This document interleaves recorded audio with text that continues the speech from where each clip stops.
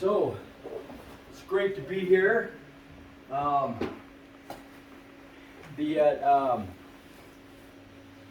it gets a little difficult sometimes in the world of talking about, different types of health, and especially the 6 pillars of health, because there really are probably about 30 pillars of health, if not more. And you could spend an hour on each one of these subjects. And so we're going to try to go through them, touch on some general concepts. But if there's any questions, feel free to raise your hand. Let's make this interactive so that we can, kind of really make it a little bit personal, but at the same time answer questions. But what I want to do is really what we're seeing in medicine is we're kind of seeing this. Let's see if this goes. Here. All right, there we go. Now I know what button to push. That, we've got an aging population, and one thing we learned during COVID is that United States, we use this term, we're metabolically unhealthy. And what exactly does that mean as a population? Okay, so in spite of having, not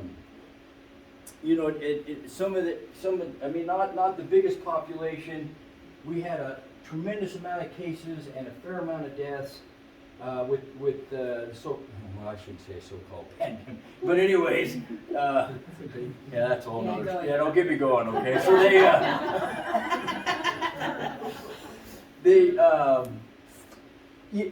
and one of the reasons is because as a population, we're not as healthy as we could be.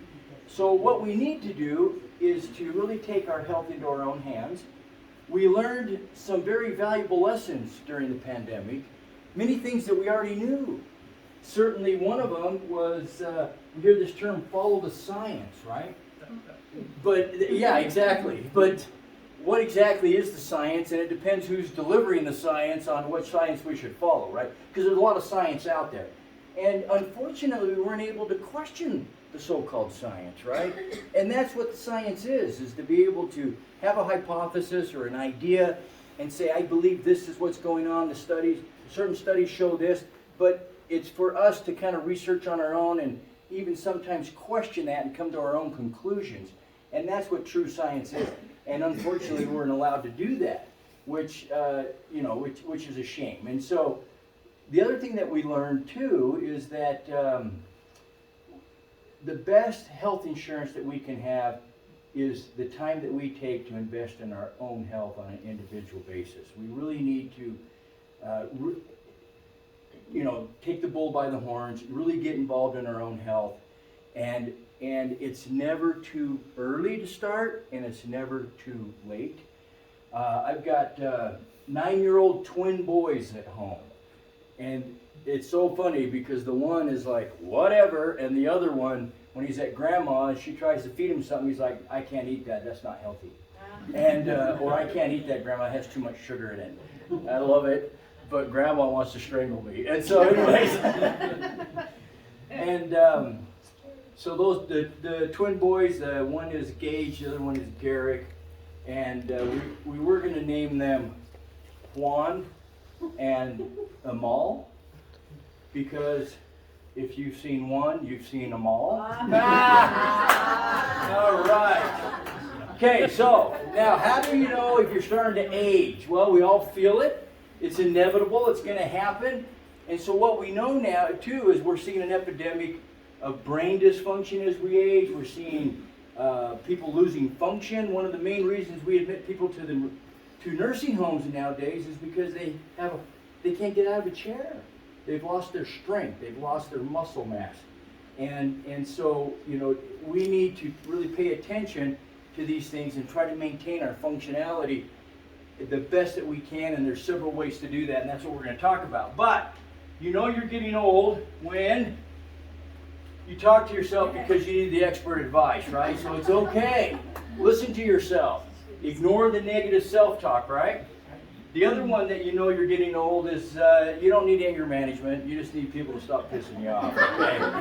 Because, just driving down the road, that can happen. Of course, the next one, you're getting old is when you roll your eyes out loud. And Also, the biggest lie you tell yourself is I don't need to write that down. I'll remember that. We're seeing a lot of what we call cognitive impairment. And a lot of the brain dysfunction is because of blood flow. Okay? And so we need to maintain a healthy blood flow. And how do we do that? That's what we're going to talk about. This is the other one, as I discuss my bowel habits with my friends, and they're actually interested in my bowel habits. You're starting to age. And people that are laughing know exactly what I'm talking about.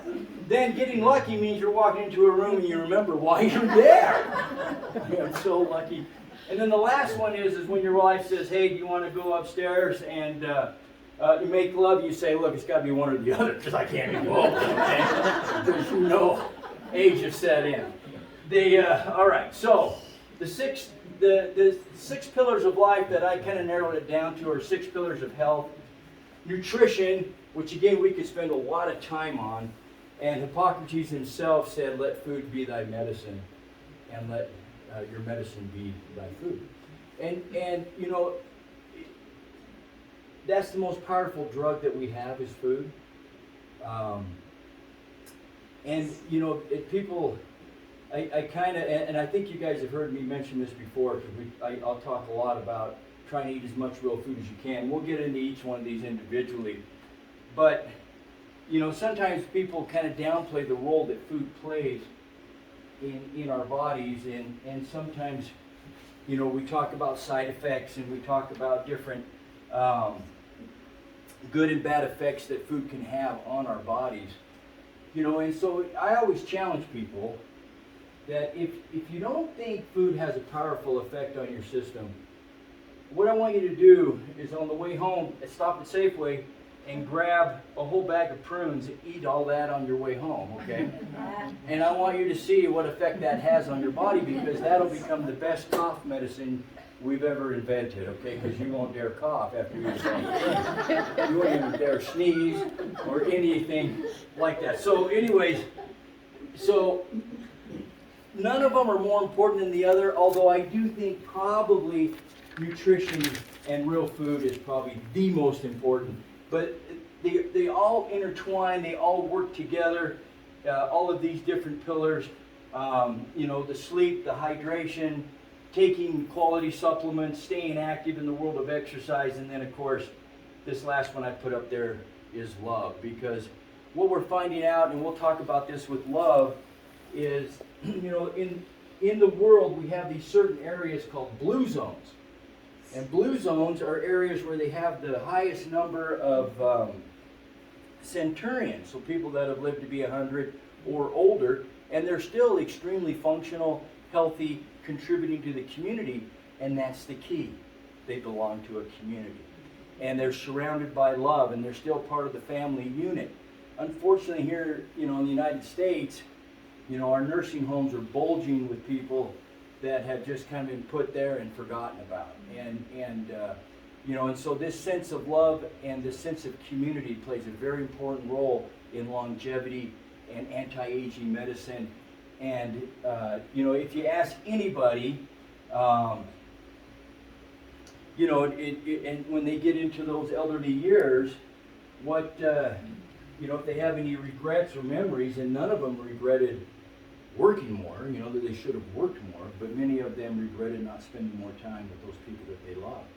And so I think now is the time to do that, and especially after we saw being isolated, what it felt like for a few years, and following the signs. Anyways, being that isolated and being the rippling effects of that have been huge now, because we're seeing, unfortunately, in the world of suicide in young people, anxiety and depressions and behavioral disorders from that isolation. And and TikTok doesn't count as a community. There needs to be touch, there needs to be interaction. This is why I love doing these type of things, because we're exchanging energy right now.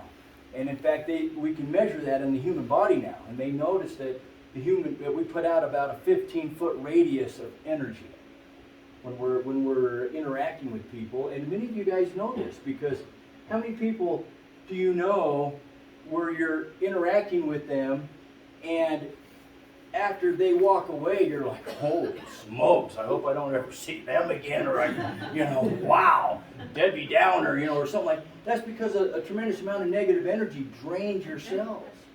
And it interacts with your body electrically and with energy. And then there's the opposite. People walk away and after your visit, you're like, man, I'm always a better person after I visit with them. I'm motivated. I want to, go and tackle the world, and I want to be, really improve myself. That's because you exchange positive energy.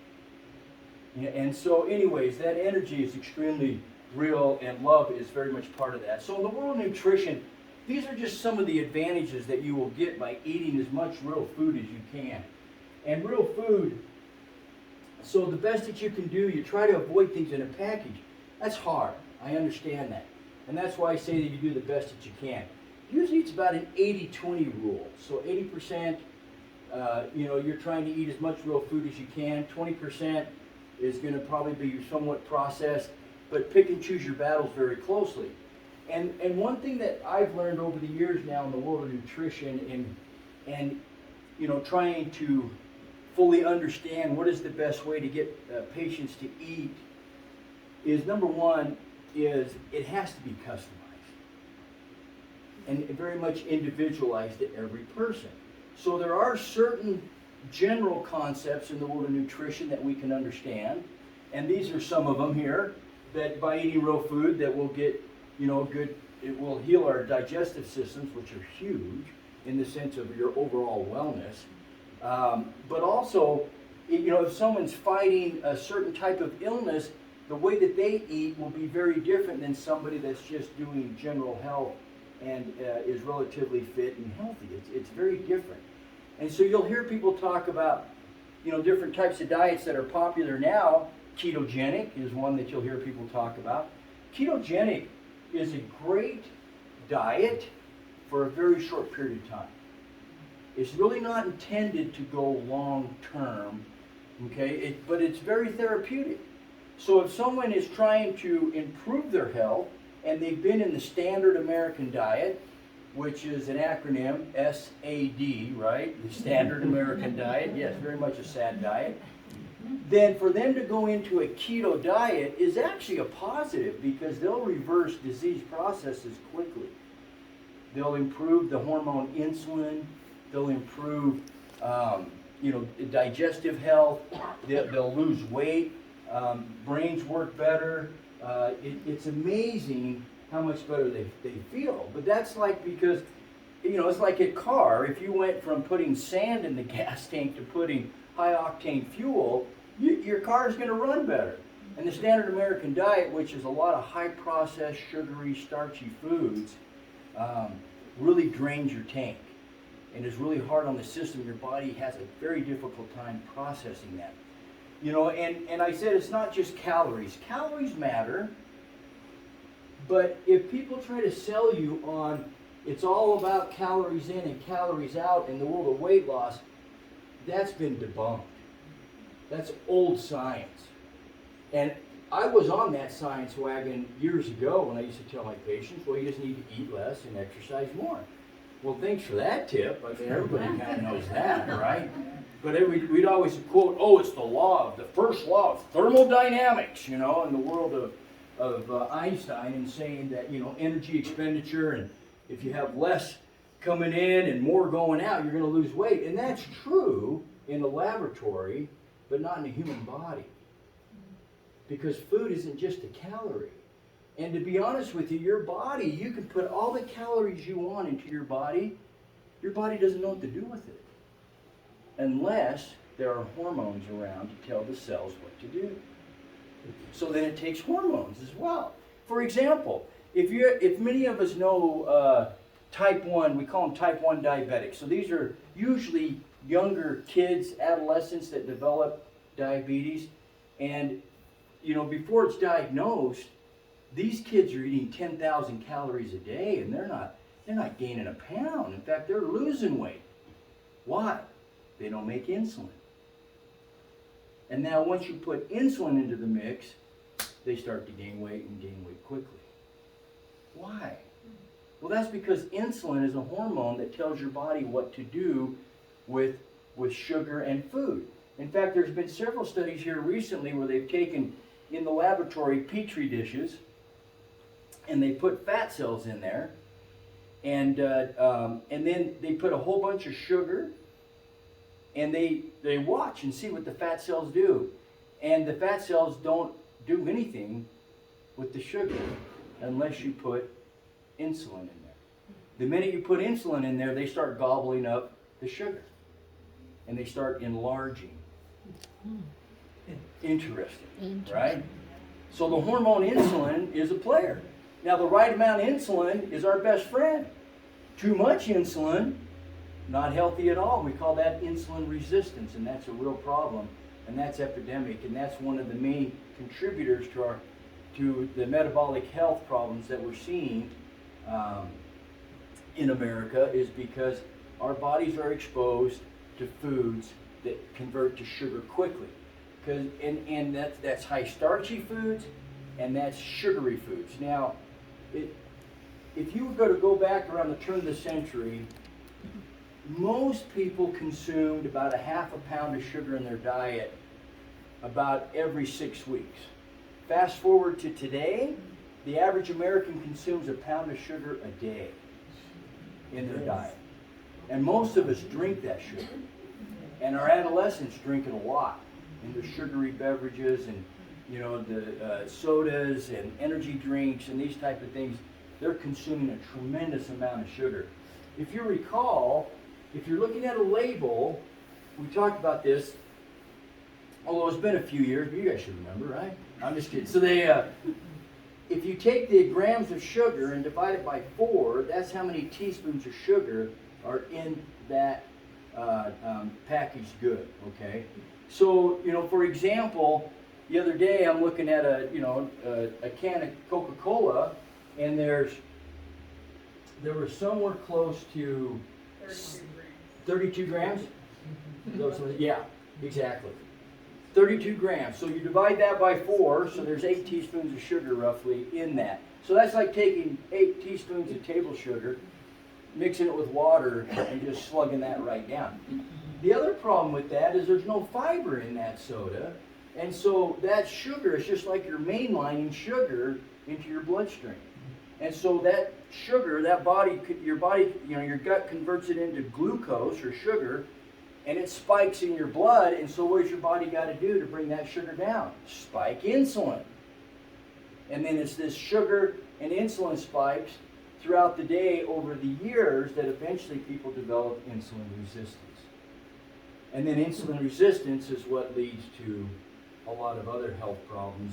And the one that most of us know is type 2 diabetes, or adult onset. We used to call it adult onset. We don't call it that anymore because young people are developing type 2 diabetes. Okay? And that's another interesting thing too. This isn't just an adult problem. Young kids, we're seeing gaining tremendous amounts of weight.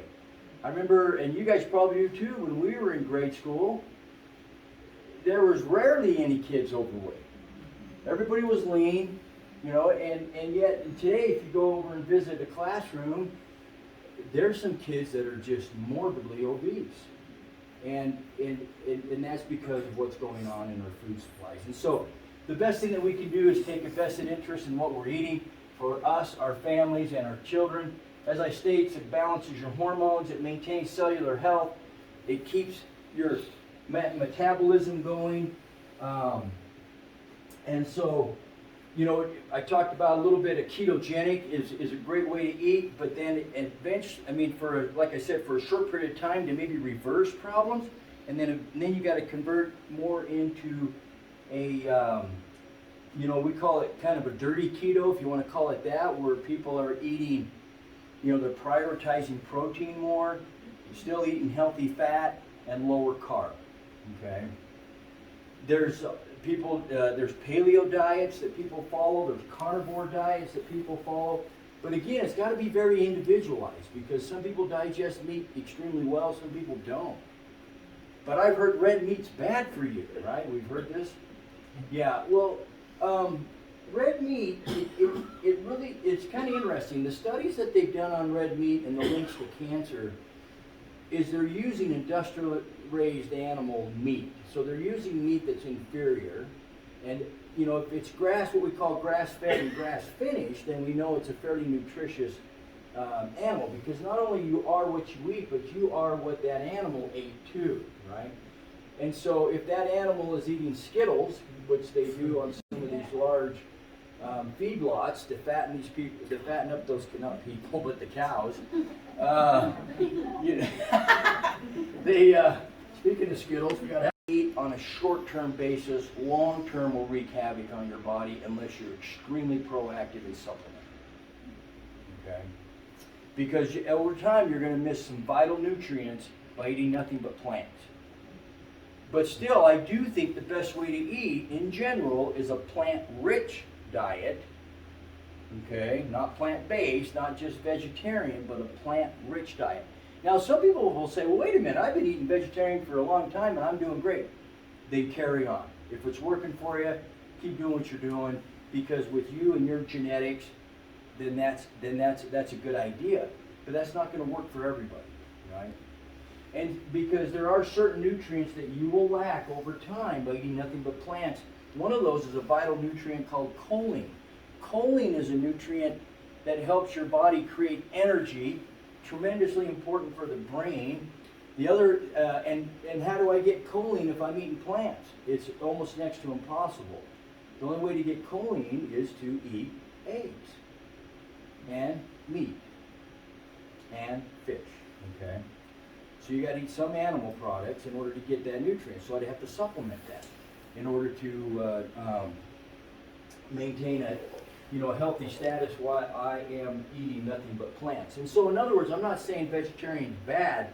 You just have to be reactive. You have to be proactive. You have to think about, God, I don't want to have to walk back in. That are out there in the world. And these are myths that we were sold on for many years. Most of us know that this is extremely old science. One of the ones that's being debunked now, but we still hear, is the salt thing.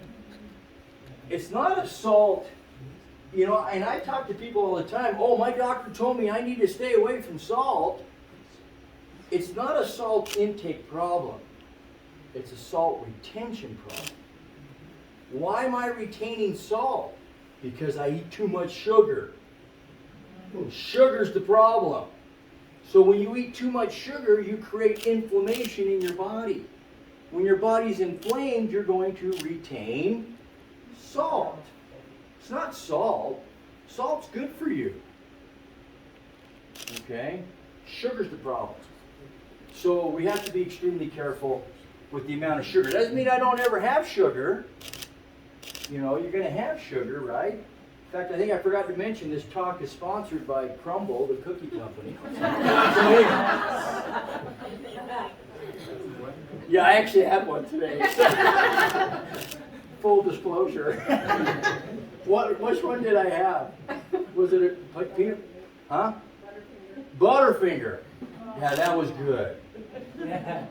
And I wasn't very nice because I didn't share. Okay, so anyways. And it has about everything that on this list in it, okay? So every now and then, that's my 20%, right? And so, but salt, so don't shy away from salt. If you really want to focus on something, focus on minimizing your sugar and your refined sugar. Not get rid of all sugar, but you want to make sure that you're not eating. And the other thing that's interesting about what we're learning about food nowadays is not only what we're eating, but when we're eating, okay? So, because a lot of us heard about intermittent fasting, right? And intermittent fasting, you kind of have to define what that means, right? Because intermittent fasting, if I eat every 2 hours, well, in between those 2-hour meals, I'm fasting. That's intermittent fasting, right? And so I fasted between meals. So intermittent fasting means you're going to go somewhere close to about 12, maybe up to 16, 18 hours. Very different for men than for women, okay? Especially if women are having a menstrual cycle, then you got to be careful with how you do your fast, because it's going to be very different with your hormones and your hormonal balancing, during that time of the month. And so most experts in the world of fasting recommend that when a woman's cycling, don't even worry about fasting because you're just not going to feel good. And right before your cycle, you're not going to feel good. And then that ripples into our lives, right? I'm just kidding. And then, but still, it can make you feel a little bit down. So if you've tried it and you're like, man, I didn't feel good. Yeah, it's probably because it's the hormonal imbalance. But then, you know, in mid-cycle, oh yeah, you can have at it and do as much fasting as you want. And the thing about fasting is anytime you fast, your body, you're not eating anything to have the hormone insulin. So you're going to drop your insulin level. So I used a term earlier called insulin resistance. So what do I got to do to fix insulin resistance? I got to become insulin sensitive. I got to get my body to use insulin in an effective way. So in order to do that, I reduce the demand. So if I'm fasting and I drop my insulin for several hours, my body's like, well, yeah, but you know what? I don't want my blood sugar to drop too low, so I'm going to make some sugar, but your body will never make excess sugar. All right? So your body knows how to make sugar. It knows how to make sure that you don't go hypoglycemic or low blood sugar. Body won't let that happen. And so there's this process called, it's a big word, gluconeogenesis. How's that? I can say that because I'm a doctor. So this lovely term, gluconeogenesis, glucose, neo, new, genesis, a start, right? So I'm starting, I'm making new sugar, and your liver will do that for you. Okay? And so your body will do that. But the other thing that's kind of cool, at the same time though, it's breaking down fats in order to maintain energy, to create these little things that we call ketones that you hear about. And that's why when you have a fair amount of ketones in your system, you're in ketosis, thus the term ketogenic, right? And so the body, the biochemistry understands this very well. Insulin, like I said, is our best friend or our worst enemy. Too much insulin is our worst enemy. And it's epidemic. We see it way too much. Well, how do I know if I've got too much insulin in my system? It's a simple blood test that we never run. So when you go to your doctor, you tell them, I want a fasting insulin level. Okay? They'll run a glucose level. They run a fasting glucose, right? A fasting blood sugar level. Well, that doesn't really tell me a lot, because all that tells me is right at that second, at that moment, my sugar was fine. Yeah, but I want to know how much insulin I'm making. Because what most experts are saying, before you become pre-diabetic, you've had insulin resistance for probably about 8 or 9 years. And so they did a study here back in 2008 where they took people that had type 2 diabetes that were coming into the hospital at Baylor University in Texas, and these were sick people that had to go to the ICU. And so what they did is they put them on an insulin protocol to keep their blood sugar somewhere around 70 to 90, which is considered normal.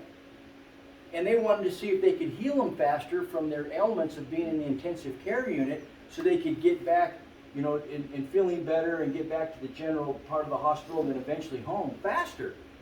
And these people, they had to stop the study because people were dying. Wait a minute, why were people dying if they're trying to keep their sugar in a nice tight control? Well, because when you have type 2 diabetes, you have insulin resistance, right? When you have insulin resistance, that's not a lack of insulin in your body, that's an overabundance of insulin in your body. You're just not utilizing insulin properly. So then they took those people that already have way too much insulin and they gave them more insulin. And it killed them. So you know what the headline was? Oh, if you're type 2 diabetic, don't lower your sugar too much. It's bad for you. That's not the take-home message. Take-home message is, don't give someone who has too much of something more. That's what the take-home message should have been. So how many of us that have type 2 diabetes or have friends or relatives go to their doctor and what do? We put them on insulin. Not a good idea. Why are we doing that as doctors? Because we're treating the numbers and not the people. We're not treating the underlying condition. It's kind of like when you step on a tack and you're walking around with a tack. You have to take a lot of aspirin to get that pain to go away. You know, yeah, you could just take the tack out, but it never occurs to us. And if you step on 2 tacks, that's a lot of aspirin that you're taking. But sometimes in medicine we think, well, we'll just take out 1 tack and you'll get 50% better. That's not the way it works. We need to get to the underlying root problem and fix it. And so if I have insulin resistance, I've got to get rid of that and increase my body's sensitivity to insulin. How do I do that? What I'm eating and lifestyle. Meaning exercise and some of the things that we're going to talk about. But the biggest piece of that puzzle, what I'm eating. You want to lose fat? That's what you're eating. You want cardiovascular health? That's exercise. You can't outrun a donut. Or a crumble cookie. All right? So, these are myths. Meat does not cause cancer if it is healthy meat, right? And then eggs. Oh yeah, this other one I love, eat 6 times a day. Remember that one? Mm-hmm. Yeah, I promoted that for a long time. Well, you got to eat all these small meals. That's what babies do, so you got to do it too. But you know what babies, when they're breastfeeding, you know what they're doing? They're in ketosis. Breast milk is ketogenic. It's extremely low carb. Okay. So anyways, all right. So thanks for listening to all that. And this is the definition of a calorie. It's a tiny creature that lives in your closet and sews your clothes a little bit tighter every night. Okay? That's a calorie. All right. So sleep. Oh boy, we could talk about this one for a long time. All right. What time is it? 7:34. 7:34. Okay. So sleep. Sleep is crucial. If you're not getting enough sleep, your metabolism, for lack of a better term, is going to suck. Okay, and so it's going to be really difficult to lose weight if you're not getting the right amount of sleep and the different stages of sleep. So there's deep sleep, there's light sleep, there's REM sleep, right? But during these stages of sleep at night, your body repairs. This is when your janitorial system's coming in and fixing and repairing all the damage we did to it during the day. Is when that happens at night. So if we're cheating ourselves out of sleep and out of quality sleep, the body can't repair, and that becomes an additive problem.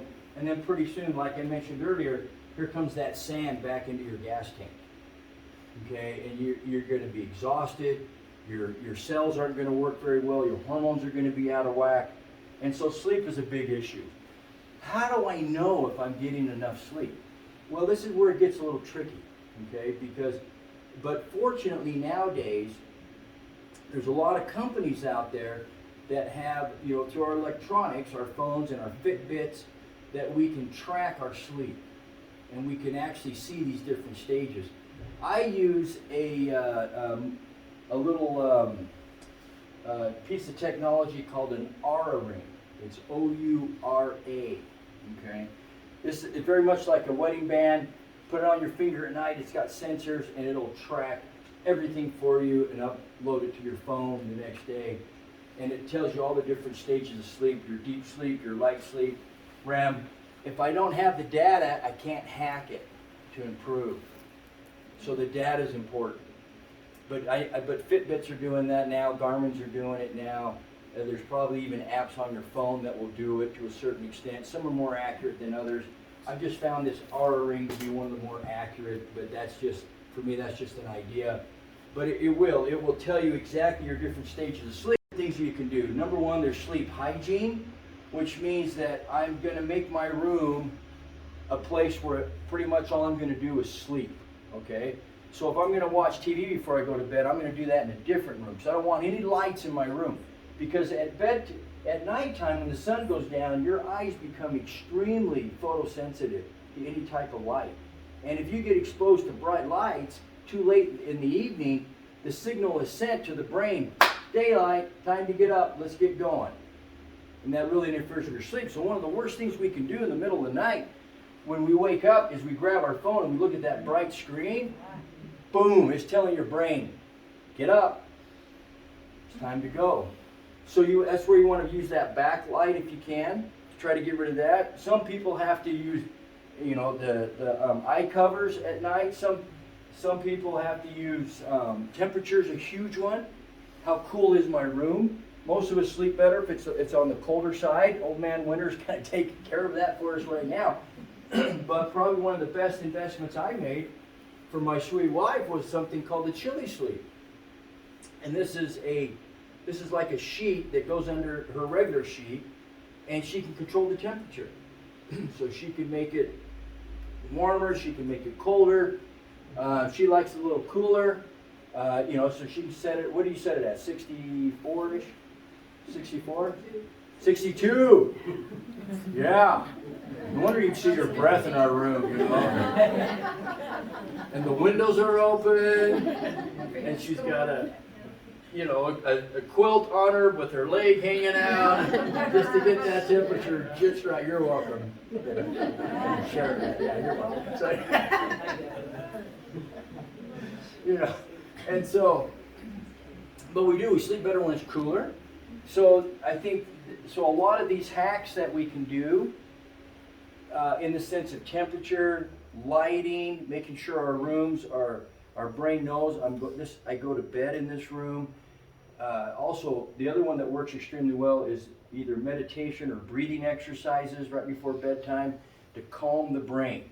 Because a lot of us are tired, but our brains are wired. So we go to bed and we're just laying there thinking of all the crap that we went through the day and what we've got to do again tomorrow. And then and what that does is that it puts you in a fight or flight mode. Your body's releasing hormones that are saying, let's get going, instead of let's shut down and let's go to sleep. Okay. And then there's supplements. There's supplements that can work, and there's certain mushroom extracts, one called lion's mane. Lion's mane works really well to help kind of blunt the effects and help support the adrenals. Those are your fight or flight glands. And so it helps the brain shut down. Some people get relief with melatonin, some don't. Melatonin is an interesting hormone. It's got a lot of benefits. Not only is it a great sleep aid, although most of the time melatonin doesn't really make you sleepy. What melatonin does is it helps set your circadian rhythm, meaning, hey, it's night, it's time for me to go to bed, because signals are being sent by this hormone to the body going, it's time to shut down. But you could take melatonin during the day, and you probably wouldn't fall asleep on it. But the reason we take it at night is so that it sets that rhythm to say, okay, brain, time to shut down. Body, it's time to shut down. Okay. Great antioxidant, melatonin. It was studied in the 60s as an anti-cancer therapy, and was showing great promise. These were rodent studies. But it kind of fell by the wayside because it's horrendously inexpensive, and you can't patent melatonin, so you can't make billions, right? Oh yeah, don't get me going on that too. So but melatonin works extremely well for a lot of people. You have to play with the dose. Some people need 1 milligram, some people need 12 milligrams. It just depends on each person, right? And but it can be helpful. There's another receptor in the body called GABA, G-A-B-A. It's a neurotransmitter. Another fancy word, but it's a signal that's calming to the system and calming to the body that people have found relaxes them. It will not make you drowsy, but relax you so that you can fall asleep. Some of the amino acids, so when your body eats protein, it breaks it down into an amino acid. Amino acids convert into our neurotransmitters, like tryptophan, 5-HTP, these type of things, which convert into melatonin. And so by taking those like tryptophan or 5-HTP at bedtime, a lot of people relax. Magnesium, phenomenal supplement in the world of sleep because it's calming to the body. It activates the calming portion of your nervous system. So our nervous system has two components to it. It has one that fires things up, and it has a portion that calms things down. So we kind of have the gas and the brake. Okay? And so most of us have no problem firing up the gas. In fact, most of us, that gas is going all day long, and that's our problem. We call that the sympathetic nervous system. Okay? And so the sympathetic nervous system goes. But most of us have a hard time activating the calming one or the brake, which is called the parasympathetic nervous system. And that's where deep breathing and meditation activates the parasympathetic. Magnesium activates the parasympathetic. Hormones, like for females, progesterone activates the parasympathetic. And so there's all these things you can do to activate the parasympathetic nervous system, which will calm the body so the body can sleep and rest and get into these deep stages of sleep. Okay? And when you do, then your body's going to repair, and that's how you're going to protect the brain. They've done several studies here recently showing that people that don't get enough sleep, that are only getting 4 to 5 hours of sleep at night, the chances of them developing dementia or Alzheimer's is significantly higher than someone who's getting, 7 or 8 hours of sleep. And 7 to 9 hours can be a lot. And so for some people, they're fine with 6. If that works for you, that's fine. But you want to be pretty close to that 7 hours of trying to get. That doesn't just mean laying in bed. You want to be asleep, right? Resting. And so that's extremely important.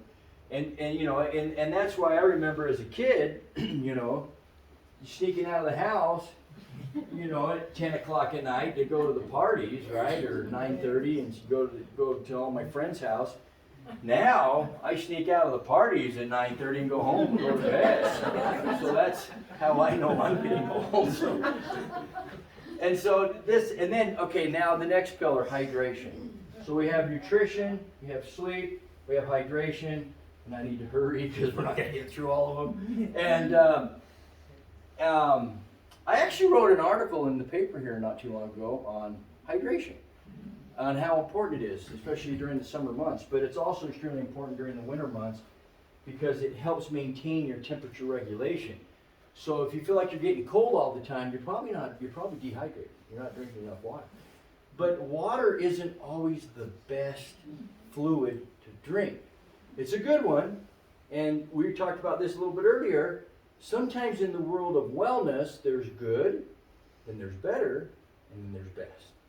And sometimes when we're taking that first journey into wellness and improving things, good is awesome. Ride that wave as long as you can, and then you'll fine-tune it a little bit more later, and you'll go into better, and then eventually into the best. The best is what I think is customized to each of us. What works for us as individuals, right? But so again, how much water do I drink in a day, or how much fluid? Does coffee count? Does Coca-Cola count? Or Diet Coke? The good old question that most of the time I get asked when it comes to soda, hey, what's better? Diet or regular? Yeah. What do you guys think? Neither. Well, neither is probably the right answer. Right. That's probably the right answer. Because it is. It's kind of like saying what's better, cocaine or heroin, right? Well, let me think. Cocaine's probably a little more native to that. I don't know. There was a time when I would have instantly said diet. Because I was thinking no calories. That's when I was in the calorie mode, right? And now I'm almost like, you know what? If you're going to have a soda, have one that has real sugar in it. Not high fructose corn syrup. That stuff will wreak havoc on your system. Okay? That stuff's evil. Yeah. And but if it's classic Coke and it has regular sugar, and I'm not advocating this every day, but if someone's going to have a refreshment now and then, your body knows what sugar is, and it knows what to do with it. It has no idea what sucralose is, has no idea what aspartame is. Sucralose has been shown to kill your little gut buddies. Okay, so it's really hard on your bacteria. And to maintain a healthy gut is crucial now to your health. Hippocrates also said, all health starts in the gut. And that was a long time ago.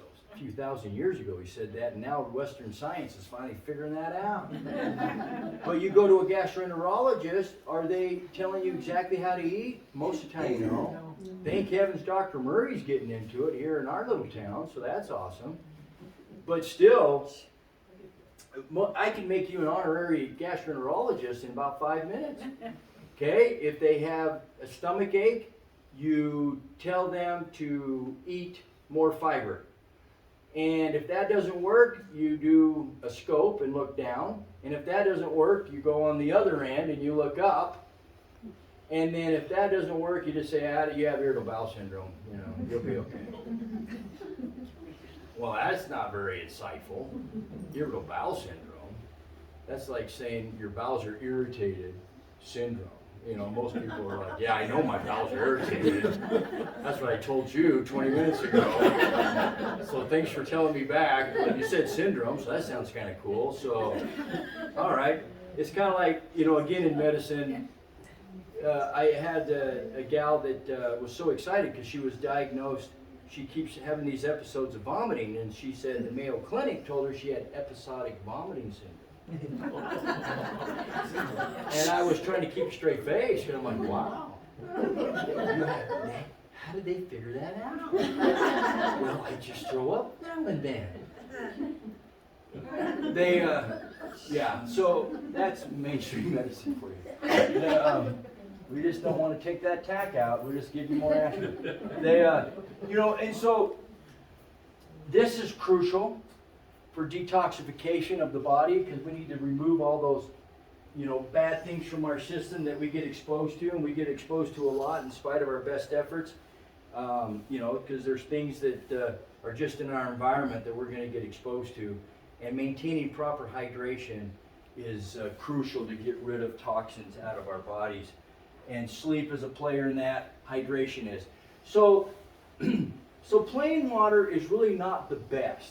So filtered water, so tap water not the best, filtered water better, bottled water is better, but the problem with bottled water, now we're understanding there's a lot of chemicals in those plastics that leach into the water that you're drinking, and so if it's in a glass container, that's the best. But man, that's tough, right? And so and so I still drink it out of plastic, but they say that there's a chemical called BPA that they remove out of the plastics, but they still say there's other plastics. So especially if you have a bottled water in plastic and you leave it in the sun in your car, that's going to leach a tremendous amount of chemicals from that plastic into your water. Probably not a great idea to drink that. Okay. So here's some of the, but you need electrolytes. You've got to have those, and I would advocate to have these a few times a day. So that means I'm telling you to drink Gatorade? No, not Gatorade. But, you know, so sodium and chloride are outside of the cell, or what we call extracellular. Potassium and magnesium are inside the cell, or what we call intracellular. So so what can happen is when you're drinking a lot of just plain water, it doesn't have the right combination of electrolytes.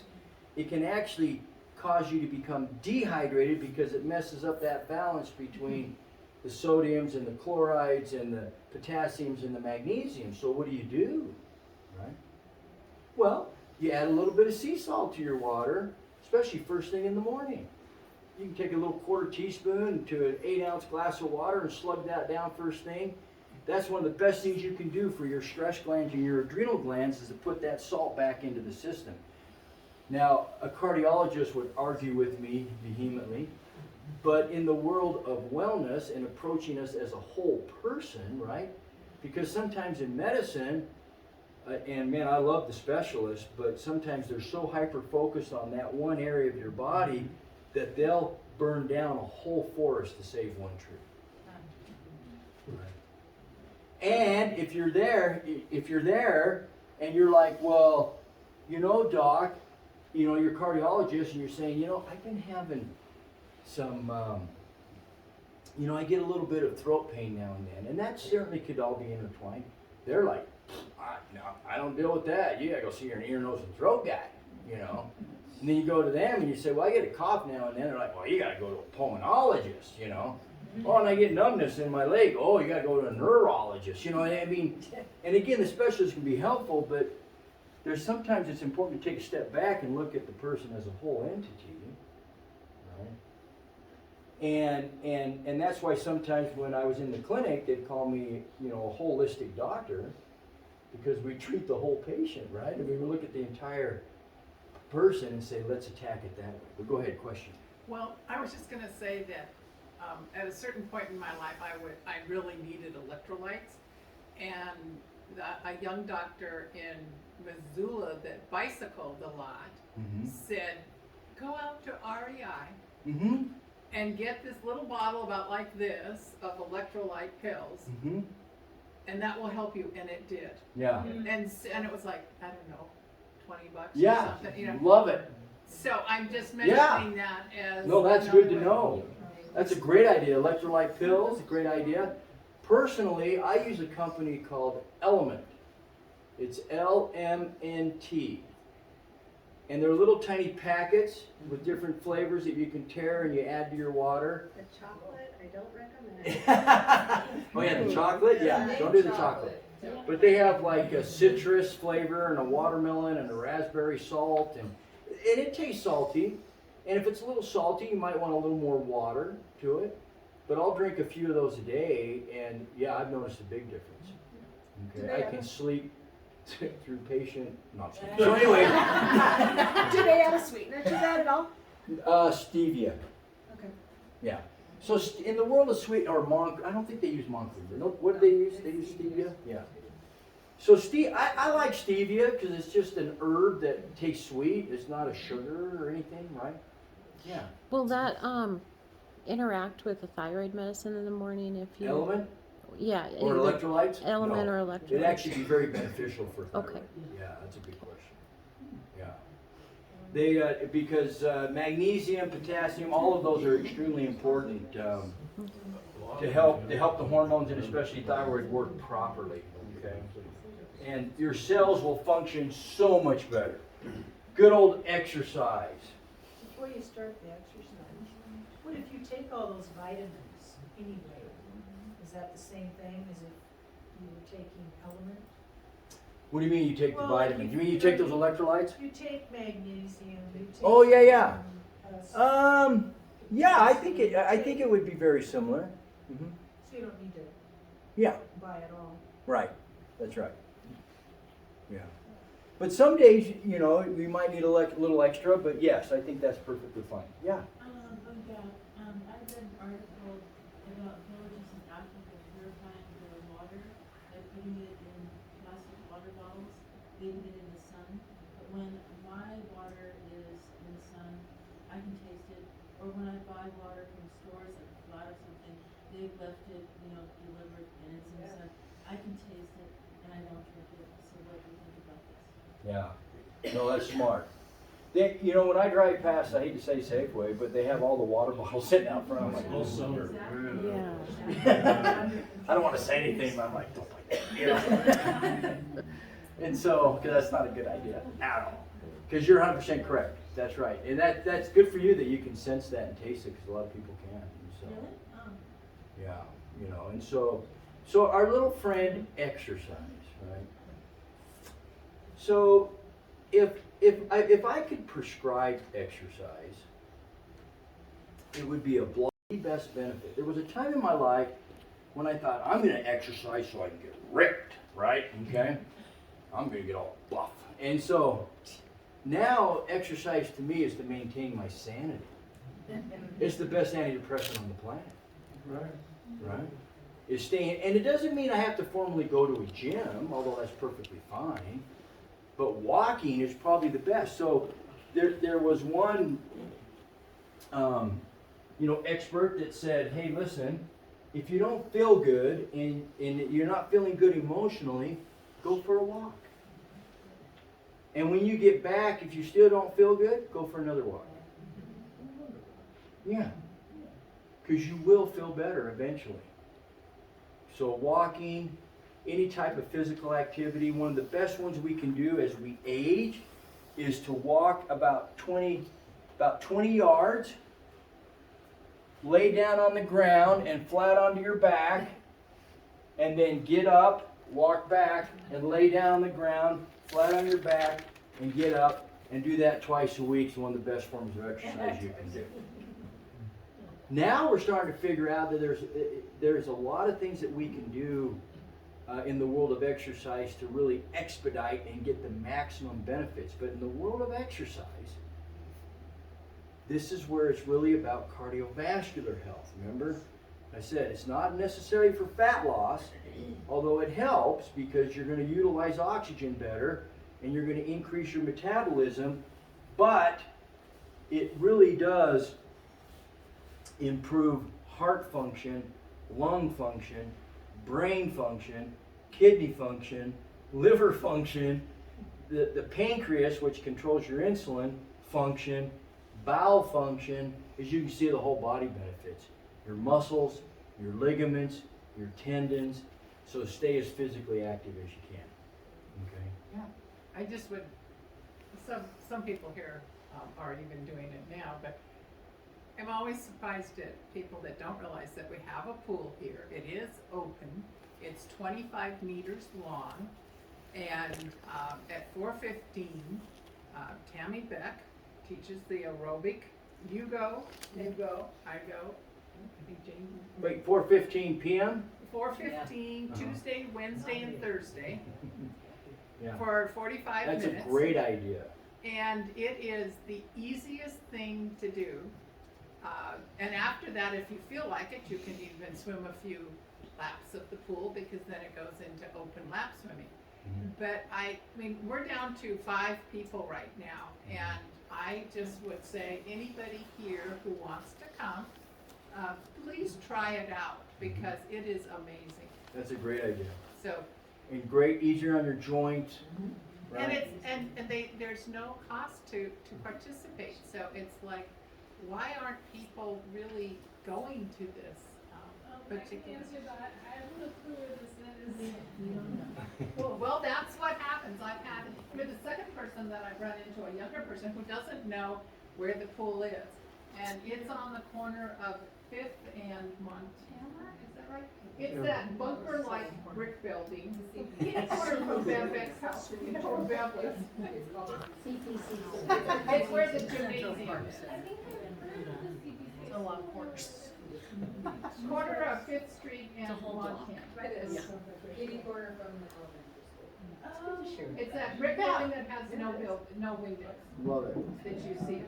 And that is one That's of a the great problems. idea. Yeah. So I hope to see tomorrow, any of you come, we would welcome you. Yeah, that's great. And it is open to both men and women. We haven't had any men show up that I know of, but it is open to both men and women. trendsetter, Dr. Yeah, I love it. And so, but any type of physical activity is beneficial. People ask me, how much should you exercise? You should only exercise on the days that you eat. Okay? Other than that, don't worry about it. And again, it doesn't have to be a formal on a treadmill or on an elliptical or in a pool. I mean, you can just walk outside. You know, one of the best ways, in fact, some of the staff with Sally, yeah, they know I'm weird over there in the emergency department. You know, because if I'm going to have a treat like crumble, I pregame. And I pregame with a shot of apple cider vinegar, okay? Because that'll help maintain your blood sugar better from eating some refined carbohydrates. And then when I'm done, I go for a walk and I'll do like 25 air squats. They don't see that all the time because I go around the corner but I'm sure whoever checks the security cameras can see me in the dark, you know. Or, you know, one of the best things you can do after a big meal is put on your favorite music and dance for 3 minutes. One of the best things you can do to lower your blood sugar and increase your insulin sensitivity. So any type of body motion, it's been shown, you know, time and time again that, especially like Thanksgiving's coming up, and this, after that big meal, go for a walk. Right? Because that'll stabilize your blood sugar and you'll utilize insulin much better. what happens to most of us? Well, most of us have had a fair amount of turkey, which is loaded with tryptophan, which converts to melatonin, and then we're sitting in a recliner watching a boring football game, and we're snoring, right? No, get up, go for a walk, even stand up, guys, even go in there and help with the dishes, and like I said, put on some music if you can't go for a walk and the weather won't allow it, and do a little jig right there in the kitchen. So if you drive past my house and see me dancing through the shades, you know I use some sugar, okay? So, and then again, it says there, brain health, crucial. And then here's some of the things. It takes 7 hours of cardio to lose a pound of body fat. Yeah, good luck with that. All right? And then it takes 5 minutes to negate that. And so anyways, stay as active as you can. All right? All right, supplements. We'll hurry up and because we already hit on these a little bit, right? But these are the benefits from, I think, high quality supplements. The reason I put supplements as one of the pillars is I think it's become crucial that we supplement nowadays. And as I stated on one of the earlier slides, it's not to replace a healthy diet. It's to supplement a healthy diet. So we try to eat the best that we can, and then we supplement where we're lacking. Just like I was mentioning with vegetarian, even in my own world, I don't feel like I eat as many vegetables as I should, and so therefore I don't feel like I'm getting enough fiber. So I supplement a fair amount of fiber. Okay. I've latched onto a company called Bulletproof that they make a prebiotic, which means it's fiber that feeds your probiotics, so it feeds your little gut buddies in here, and it's called Inner Fuel. You put a little scoop of that in your morning water or your post-workout shake or whatever you want to do. It has no flavor to it, and it just mixes up, and you slug that down. And most studies are showing now that the prebiotic is probably just as important, if not more important, than the probiotic, because you've got to feed your gut buddies. You've got to feed all that healthy bacteria within your gut if you want to maintain a healthy digestive system. Okay. So fiber is crucial. Most of us should be getting about somewhere around 20 to 25 grams of fiber a day at least. Most Americans consume somewhere between 6 to 8 grams of fiber a day. But if you go out tomorrow and eat 25 to 30 grams, you're not going to be happy. And your family won't be happy with you either. Unless you're a guy, and then you have the kids pull your finger, and that's always a big thing around the house. My dad did that for years. And so anyways, and there's different types of fibers. There's soluble and there's insoluble. So most of us are familiar with psyllium husk, which psyllium husk is a decent fiber. It's insoluble, but what it does is it kind of helps the lining of your bowel. But your gut buddies don't munch on that as well as it does the soluble fiber. So soluble fiber would be more like inulin, would be like or a resistant starch.